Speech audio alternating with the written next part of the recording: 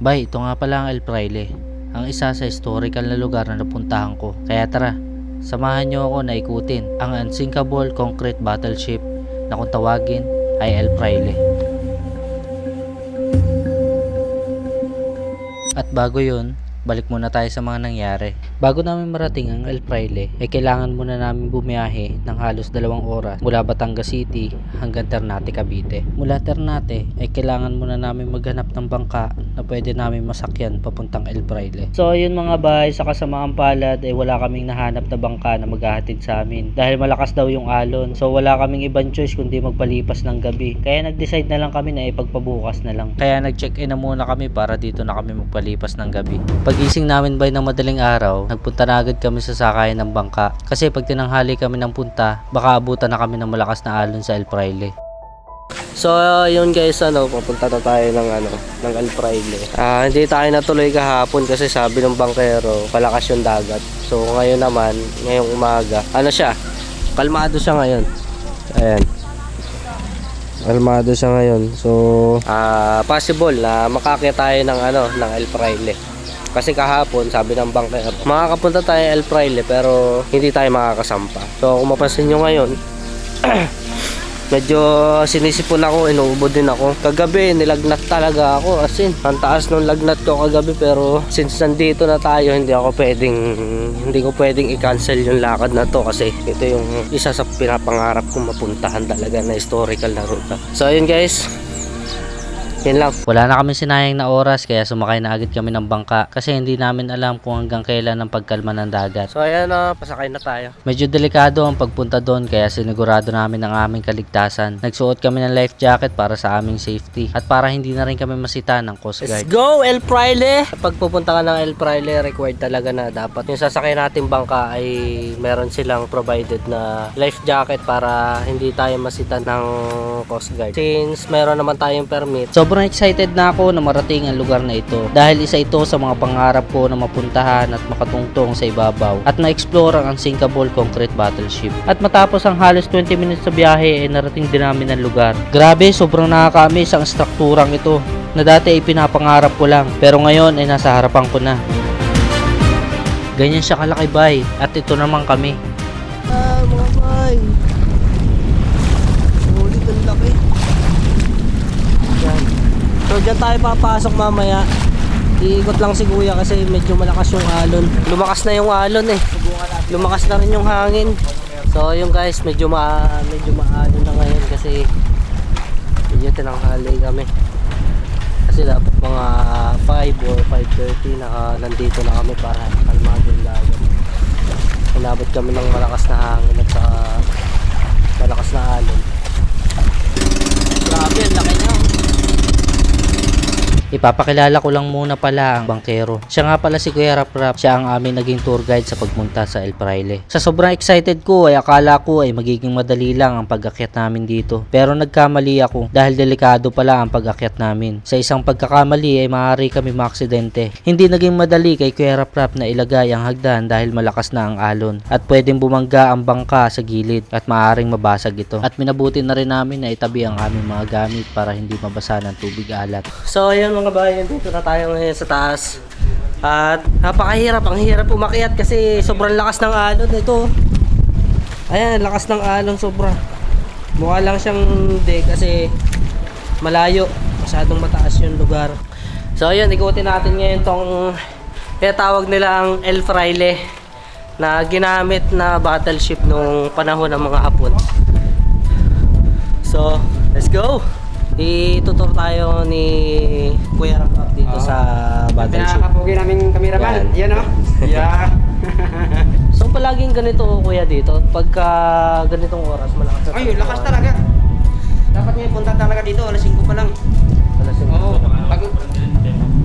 Hindi. Pagdating dito, liwanag na. Maliwanag na. Alis tayo doon 5. Dating dito mga 5:30. Liwanag. Sakto. maliwanag na. At kahit may pangamba na baka mas lumakas ang alon ay nagpatuloy pa rin kami sa pag-ikot dito sa El Fraile. At kailangan namin mag-ingat dahil may mga butas na sa isang pagkakamali ay maaari kami mahulog. Ito ang Fort Drum o mas kilala bilang El Fraile. Isang mabigat at pinatibay na isla na matatagpuan sa bukana ng Manila Bay sa bahaging timog ng Corredor Island. Tinaguri ang konkretong barkong pandigma ang reinforced concrete seaport na hugis tulad ng battleship na itinayo ng Estados Unidos noong 1909 bilang isa sa mga depensang daungan sa mas malawak na pasukan ng South Channel sa Manila Bay noong panahon ng kolonyal ng mga Amerikano. Ito ay natatahangi sa mga kuta na itinayo ng Estados Unidos sa pagitan ng American Civil War at unang bahagi ng ikalawang digmaang pangdaigdig. Ito ay nahuli at sinakop ng mga Hapones noong World War II at nabawi pagkatapos ng puwersa ng US na mag-apoy ng petrolyo at gasolina sa loob nito. At dahil dito ay tuluyan ng nilisan ng mga Hapones ang El Fraile. So, yes. Isa sa mga pangarap ko na tapat na. Grabe ang dilim. Talagang ano na pala, no? Delikado rin pala. Ano ito? Sobrang lalim na. So, ano to kuya? Anong nasa ilalim nito? Ganun, parang ganito rin siya. Parang abandonado, no? Yan. Yan, pag ganyan yung kabisado dito. Yan. Hindi tayo nakabisado. Yan tayo dadaan muna sa right side. Talaga tayo rito. Yung tubig na yung ilalim na yun. Pag nahulog ka dyan, ayos na. Una namin pinuntahan ang maliit na kanyon sa bandang gilid ng battleship. Kasi may mga debris na posibleng mahulog. Ito yung kuya, itong maliit na kanyon. Itong kanyon eh, ayan ang kanyon yun. Ito kuya, kanyon din ito. Ayan, ito ilalim. Ay, ito bayo mga bayo. Ito, kanyon din yan. Gano'ng kakapal to? Grabe yung mga bakal mga bay. Kalawang. Ibang klase. Tingnan nyo naman yung mga bakal oh. Purong bakal yan bay. Ganito kaganda bay ang view sa labas. At kung makikita nyo dito sila nag-aabang ng kalaban. Kasi yung kanyon nila, paikot-ikot yan eh. Ganyan oh. Kaya dito may gear dito. Oh, Yan. Para ma-aim nila kung saan yung matutukan nila ng kanyon nila. Halimbawa, dito sa entrance ng Manila Bay, dito nila itututok. Or kung dito yung kalaban, siyempre, pag ganyan lang yung kanyon. Yun, pag ganun lang oh. Yan. ah, so ito dati May gear. may gear ito. Mm. Grabe. Purong bakal talaga siya. Gawa talaga sa bakal. Pati ito ba yun? Yan. Ito dun. Gawa din sa bakal yan. Abot pa rin dito sa loob yung tama ng bala. Ito yung mga pinagtamaan dati ng bala. Galing sa labas pa. Doon sa bakal na yun, tumagos hanggang dito. Yun, galing sa labas hanggang dito. Ganun kalakas. So yung mga bayan, no? Ito pa lang mga to, itong mga butas-butas na to, ito yung mga pinagtagusan ng mga bala ng unang panahon. Dito siya nanggaling, dito siya tumagos. Yan sa mga yan. Tapos dito tumama sa mga pader nila. Imagine mo kung gaano kalaking bala yan. So ngayon mga bay, lipat na tayo sa iba. Ingat lang tayo kasi yung matatagal na yung mga bakal at saka mga semento. So Nagpatuloy kami sa pag-ikot sa El Fraile at ang sunod namin pinuntahan ay sa kanang bahagi ng battleship. Medyo nakakatakot lang talaga ang pag-iikot kasi sabi ni Kuya Rap, marami daw talaga namatay dito. Dami nilang namatay dito. imagine nyo. So ayun mga bayan, nandito tayo sa kabilang part nitong kanilang battleship. So makikita nyo, ayan, ganyan kalalaki yung mga bakal na ginamit nila dun sa paggawa ng kanyon. Ito yung mga gear. Dito, ito yung ginagamit nila para ikutin yung kanyon kung saan nila itututok yung mga kanyon nila. Yan. So bumagsak na rin tong mga bakal na yan kasi sa katagalan na. Meron ditong tali mga bay. Bawal na tayo lumampas dito kasi yung part na yun, ayun, makikita nyo yung bakal na yun na naka-UP na yun. Possible daw na baka malaglagan tayo. So punta na tayo sa taas bay. Ito na ba ang hinihintay ko, ang makarating sa ibabaw ng El Fraile at makita ng malapitan ang dalawang malaking kanyon. Pero hindi din pala ganun kadali ang umakyat dito dahil sira na din ang mga hagdanan nito.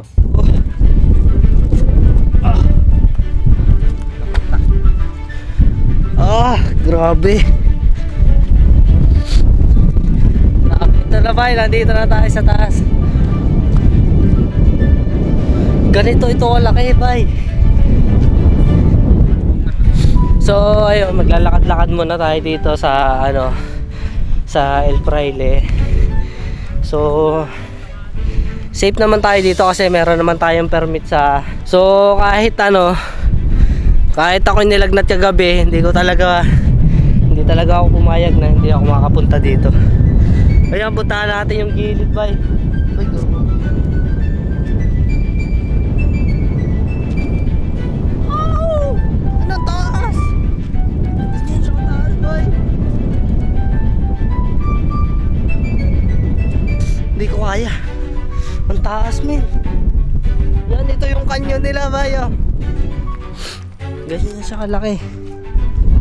So medyo nawala na rin yung isang kanyon, isa na yung natira. So try natin umakyat. Akyat tayo. Aray ko. Ay gagi. Mataas pala tong lugar na to bay. Hindi pala ako makakaano. Wag na. Delikado. So ito pa yung isa pang kanyon. Ito pala may hagdan pala dito. So ito na ba yung huling kanyon na mapupuntahan ko? Ito yung pinakamalaking kanyon na nasa unahan ng El Fraile. Grabe, ito yung pinakamalaking kanyon na nakita ko sa buong buhay ko. Yan, grabe ang laki. Ayan ganyan kalaki yung kanyon Yung ginamit nila ng World War II. Ayan Imagine mo yan bay, ganyan kalaki yung nakabala dito. Hanep, grabe, ang laki. Sipin mo yun, paano nila na-operate ito dati? Grabe, sobrang amaze talaga ako sa laki ng kanyon na ito. Grabe, ang laki nito bay. So ganito siya kalaki bay.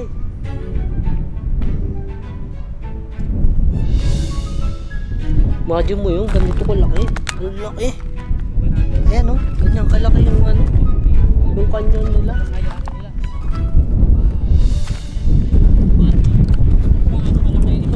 So ayun ba, pabalik na tayo. At hindi tayo pwede magtagal dito kasi lumalakas na yung hangin, tapos lumalakas na rin yung alon. Ayun ganyan kalaki yan. Hindi ko makita. Ang pag-operate nila, ayan, pag halimbawa may mga kalaban na dadating, katulad yan tubo na yan, automatic yan, tututukan na agad nila. So naitataas baba rin yung mga kanyon. Ito yung isang kanyon. So yung isa, grabe, ibang klase dito sa El Fraile. Imagine mo yun. Ito palang El Fraile, sa pagkakaalam ko dati nung hindi pa ako nakakapunta dito, hindi pa ako nakakapag-search about dito, ay akala ko talaga sinemento lang talaga nila to hanggang ilalim ng dagat. So hindi pala, ano pala siya, yung isla pala ito na pinatag nila. Pagkapatag nila, yun, doon nila ginawan dito tsaka nila tinayuan itong ganitong itong battleship na ito. So hindi pala talaga siya sinemento hanggang ilalim. Imagine mo yun, ang talino ng mga na Amerikano. Ano ba tawag dito? Lighthouse ba yan? Yan. Anong masasabi mo dito kuya? Sobrang ganda. Sobrang amazing. So mga bay, natapos na natin na ma-explore ang El Fraile at sobrang na-amaze ako sa mga nakita ko at na-explore ko sa El Fraile. At nakakalungkot lang na isipin na sa paglipas ng panahon ay iba't ibang bahagi ng El Fraile ay unti-unti nang nasisira. Dati napapanood ko lang to sa mga sikat na vloggers at ngayon ay narating na natin, mapalad tayo at narating natin tong El Fraile. So nagpapasalamat nga pala ako kay Pon TV na nagsama sa akin para makarating sa El Fraile. Pon TV, thank you sa'yo at mabuhay ka. At shoutout nga din pala kay Alex Culagbang. Kaibigan ko dyan sa Cebu. Shoutout sa'yo, bay. Hanggang doon na lang mga bay. Thank you and God bless.